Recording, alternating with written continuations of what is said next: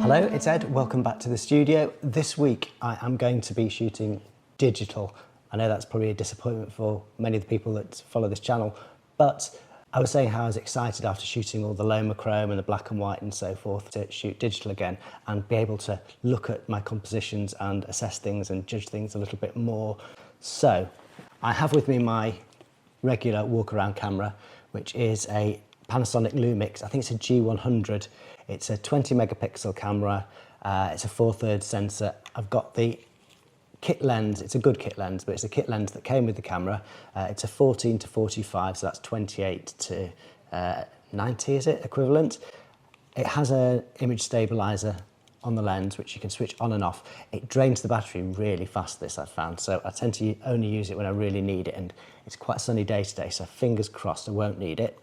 Got a fresh battery in here and a fresh 128 gig memory card. I should imagine we will only be using 1 or 2 gig of that. I'm going to head out to a local landmark, which is a set of steps, and they're famous because the painter Lowry, who is from hereabouts, painted them. So I'm going to go and I'm going to try and make a project of just taking photographs in that little area, because I think I need to restrict myself, not just be taking pictures when I see something that I like the look of. I'm going to do this as a project and hopefully come up with a set of 4, 6 if I'm lucky shots, which will work together.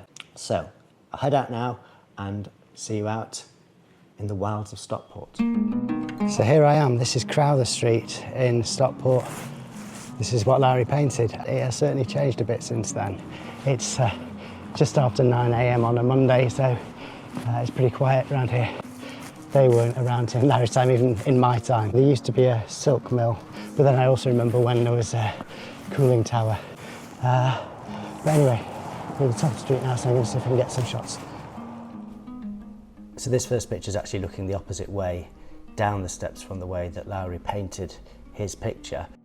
The second picture is taken looking up the steps, and it's again a wide angle, so you can see in this shot the name of the street, Crowther Street. It's probably good to get some close-ups of the cobbles, because the cobbles really are key to this street.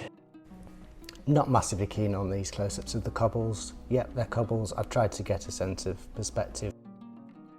Sun's gone in a bit, but it's nice because there's some cloud in the sky. It's just a plain blue sky. It's nice to be under, but it's not very exciting photo-wise.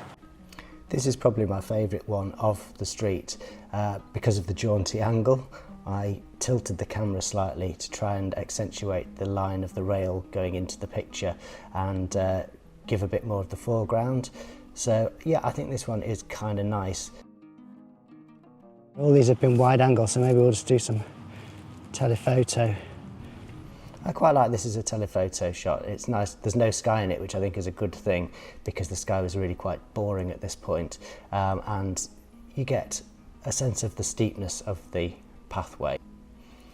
In this one, I've gone across the street, so there's actually a main road between here and the steps. And I've used the overhanging trees to produce a kind of framing effect, with the green framing the red below. So I kind of like this. Details are always good.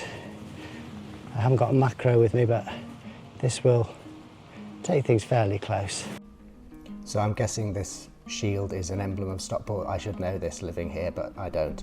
But anyway, it's not a particularly interesting shot, but again, I'm trying to produce some details so that when I create the project of 4 to 6 images, it's not all just identical views of the same street. I took one more shot of the cobbles, and this is probably the best. I went in really close, and you can see the moss and the texture of the cobblestones. So I actually quite like this one. Obviously it could be taken anywhere, but used in conjunction with the other images, it probably would add something to the set, if you'll excuse the pun. I discovered what these were called recently because I watched another YouTuber who does urban and industrial history, and I learned that these, what I always call cobblestones, are actually called sets. I guess because they're sets of cobbles. This grate might make a shot. I quite like this. The colours are nice, there are good textures, and you can see the water down deep underneath the grate. It would be a nice one to include in the set, but I don't know if it will work with the others. And here I've just gone for a slightly different angle, and I like the green in the foreground, red in the middle ground, and then the blue of the sky behind. It's a nice shot. Right, I think that should just about do it. And so here are the 5 shots that make up the project. I probably shot about 60 images while I was there for about half an hour. Now, bearing in mind that I'd normally be limited to 36 exposures if I was just shooting one roll of film, that's kind of a good justification for shooting digitally, and it would have cost me about £15 to buy the film and have it developed as well. So for a little project like this, I think digital was the way to go, but I did miss shooting on film, so that might be something I need to look at again. But I hope that this set of pictures works together. In the end, I did use the shot of the street from the side. I used one shot looking down the street, another shot looking up the street.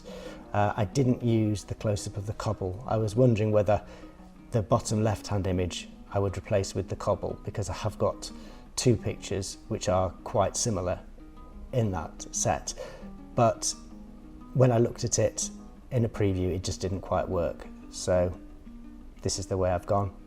Nice little postcard. Okay, so I guess that's it for another week. Thanks again for your company. I hope you found it interesting watching me do a little project. It's not the sort of photography I would normally do, but that's kind of the point. I don't know what I'll be doing next week. I will have a think, but it'd be really great if you could join me. And in the meantime, if you could like, subscribe, all that business, it really helps the channel and helps me. See you next week, hopefully. And until then, have a great week.